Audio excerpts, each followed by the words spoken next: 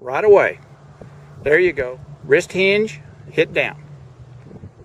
Wrist hinge, good. Excellent.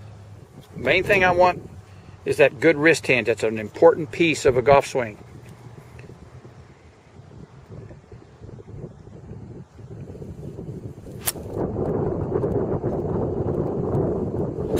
Oh, really good. One more time. Very nice. It can be smooth. It doesn't have to be real fast.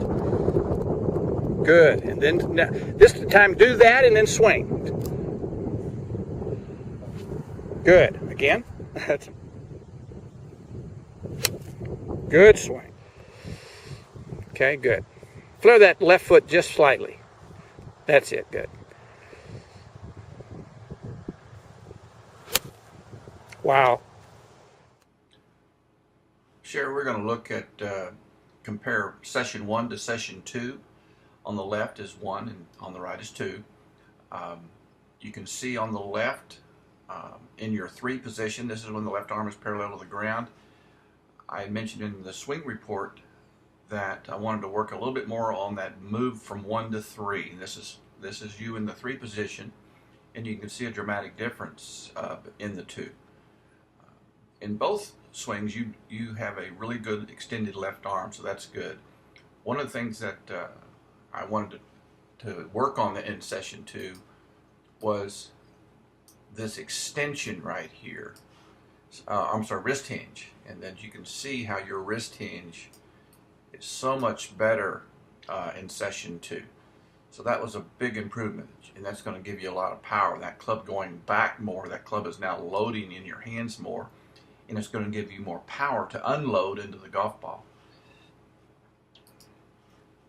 The second thing is the hip turn. You can see how you are turning much more using your lower body to help coil and create some rotary power in the golf swing, which is going to help it a lot in giving you more power as well. So that's very good. And the thing that I like is that you're making this rotary power without shifting over to the right side, that you're not swaying to the right. You're staying locked in on that left side. So that's very good. You can also see how much better your shoulder turn is. This is you in first session, and you've got a really good shoulder turn here. Your back is facing the target. So that's not only you turning your hips more and getting a good coil, but the shoulders are turning more, which is an important part of power. Here you are in the 4 position. On the left, you didn't take it much further back than you did from the 3 position. And a lot of that was because you had already stopped your body from turning, so there really wasn't much more your arms could do. They could go a little bit further, but to increase the backswing, you have to do it more with the turn. And since you had already stopped your turn, you had almost completed the full range of motion for the club in the 3 position. So, and here you are with an iron on the right in session 2, and you're just really coiling your shoulders really well.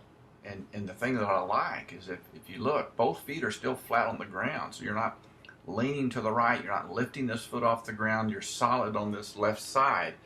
That's a powerful position right there. Now, there's still little tweaks that we need to do and refine it a little bit, but that's a good core start, a good foundation of fundamentals right there to work with.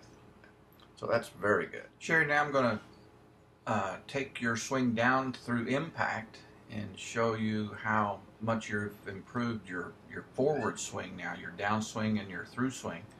On the left is first session, and this is with the driver, and I'm starting at the end of your backswing. And so you had a fairly short backswing.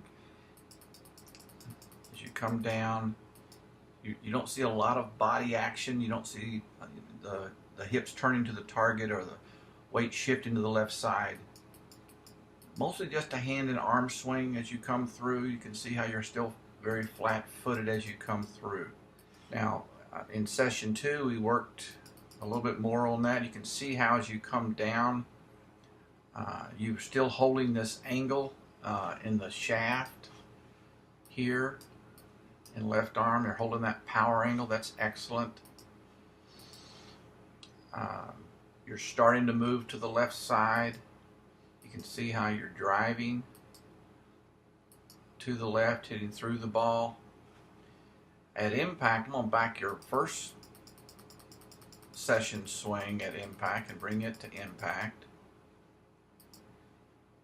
And you can see how you have this leg driving more towards the target through the ball. Then as you come through, you continue to drive. You can see your back knee moving past where it was as you drive through. So when this part of your arm gets parallel to the ground on the other side, you can see how this right pocket, this right hip has turned and you're facing the target. And when